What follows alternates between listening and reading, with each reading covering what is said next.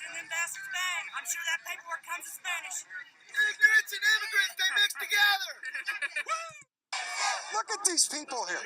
Not one of them is a good human being. They're all dirtbags. I bet you not even half of them are citizens. Bringing drugs. They're bringing crime. I don't want to be so politically correct. I like to solve problems. We have a serious, serious problem of hate. Immigration has been a defining characteristic of America since before our country even begun. In 1619, from the 17th to 19th centuries, hundreds of thousands of African slaves came to America against their will. The Naturalization Act of 1790 creates the first set of guidelines for citizenship, only limited to free white persons of good moral character. During the 1840s, a great Atlantic migration, a significant amount of Europeans were relocated to the Americas. 1820, Mexican Republic was established. Mexicans won their independence from Spain. Mexico allowed Americans to settle in Texas and gave freedom to travel and trade with Mexico, opening the Santa Fe Trail. 1848, the Mexican-American War erupted over unresolved border disputes and fought in Texas. The Treaty of Guadalupe Hidalgo concludes the Mexican-American War.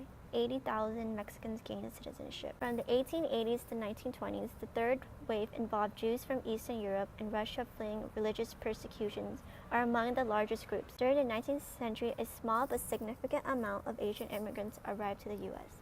Many Asian immigrants came to West Coast to join in the gold rush, working as laborers in the mine.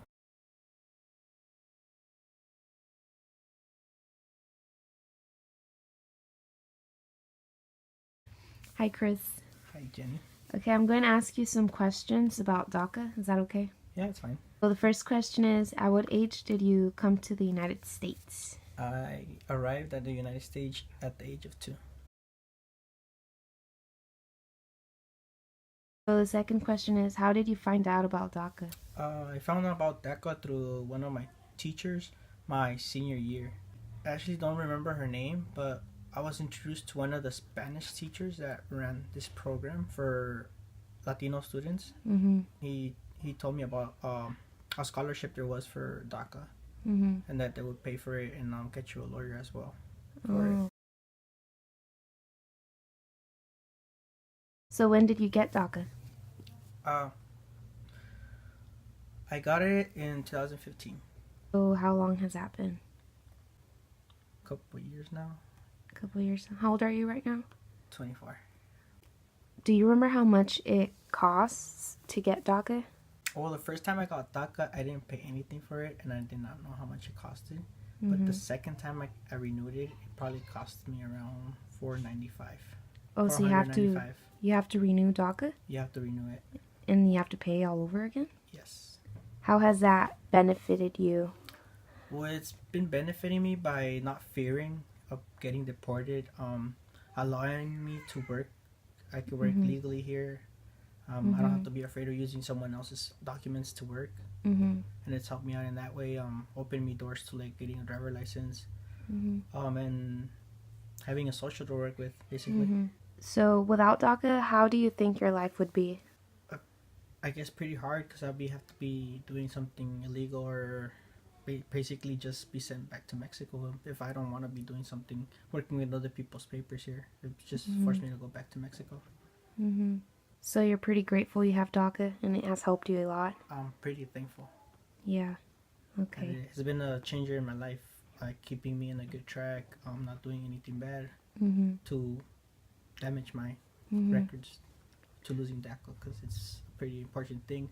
Because thanks to Daca, I've been able to work a good job and feed my sisters, my cousin for a while, and then. So I'm pretty sure you heard about Donald Trump wanting to take out Daca. How do you feel about that? Well, when I heard about that, I mean, it was pretty hard on me. I would think about it every night, to cry about it as well. Knowing that I'm taking care of my sisters here, and I would have to leave them here with my aunt or someone else. Someone else would have to take care of them and support them. And me as an older brother, well, I'm taking that role and responsibility as a father and mother to them. And it's pretty hard. It gets taken away from me. I wouldn't find another way to work here legally. Be like basically forced to leave. Yeah. Or be scared with the fact that I'm gonna have to get deported, or if I get stopped by ICE or someone from immigration without documents, it'll be pretty hard. Yeah, it's pretty frightening. Well, thank you, Chris. I love you.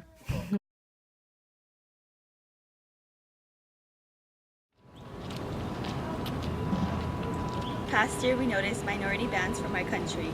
Trump's executive order in 2017 was in order to restrict entry to individuals without proper documentation.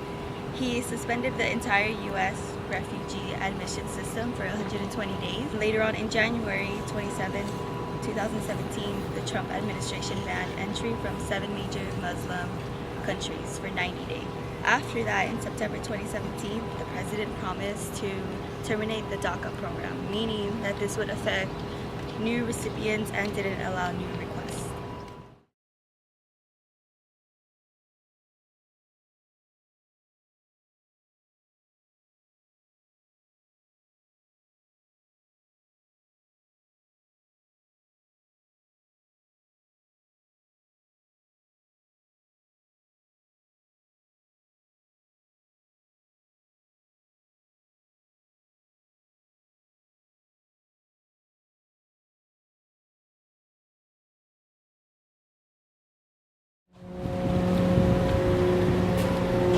More than 43.7 million immigrants resided in the U.S. in 2016, totaling 13.5% of the total population. In 2016, 1.49 million foreign-born individuals moved to the U.S. India was the leading country of origin. India and China surpassed Mexico in 2013 as the top origin countries for recent arrivals. The majority of U.S. Hispanics are native-born. 34% are immigrants. Mexicans accounted for 26% of all U.S. immigrants, which dropped from the 30% in 2000. Of the 8 students who were accepted into all 8 Ivy Leagues, they were all children of immigrants, showing that these countries aren't sending people with problems, but are actually sending individuals that are intelligent and are able to contribute to the growth of this country.